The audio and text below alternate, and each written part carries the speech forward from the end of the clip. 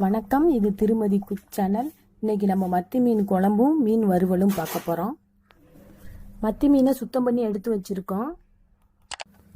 150 சின்ன வெங்காயம் எடுத்து உரித்து வச்சுருக்கோம். ஒரு கூடு வெள்ளைப்பூடு, சீரகம் 1 ஸ்பூனு, மிளகு 1.5 ஸ்பூனு, 4 தக்காளி, தேங்காய் 3 சில்லு தேங்காய், பெரிய சில்லு, புளி கரைசல் எடுத்து வச்சுருக்கோம். 4 பச்சை மிளகா, கருவேப்பிலை, கொத்தமல்லி எடுத்து வச்சுருக்கோம். 1 ஸ்பூன் மிளகாத்தூள், 2.5 ஸ்பூன் மல்லித்தூள்,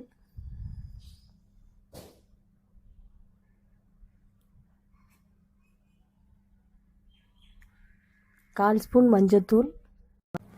மசாலையை வதக்கி அரைக்க போகிறோம். கருவேப்பிலையை வறுத்தாச்சு. இப்போ வெங்காயம் வெள்ளைப்பூடை வதக்குறோம்.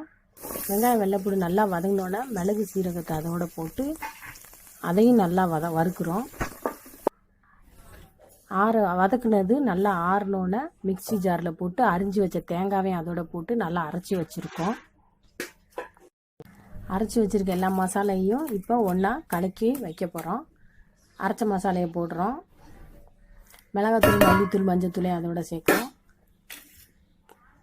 அரிஞ்ச தக்காளி பழத்தை அதோட சேர்க்குறோம். புளி கரைசல் அதோட சேர்க்குறோம்.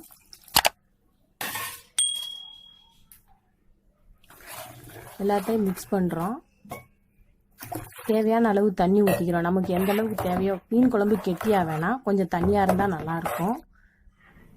4 பச்சை மிளகா காரத்துக்கு தேவையான அளவு, கருவேப்பிலை, கொத்தமல்லி போடுறோம். உப்பு சேர்க்குறோம். தாளிக்கிறதுக்கு வெந்தயம் எடுத்து வச்சுருக்கோம். சின்ன வெங்காயத்தை அரிஞ்சு வச்சுருக்கோம்.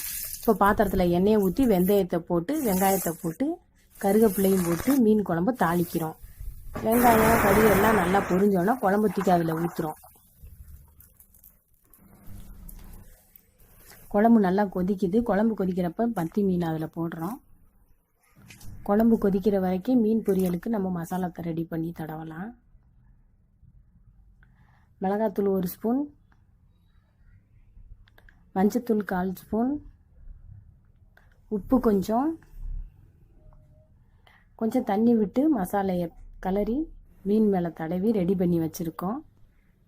ஒரு 5 நிமிஷம் கழித்து பொரிக்கலாம். குழம்பு ரெடி ஆயிடுச்சுங்க. கொத்தமல்லி தடவி குழம்பை இறக்கிட்டோம். பாருங்கள், மீன்லாம் உடையாமல் நல்லா இருக்குது.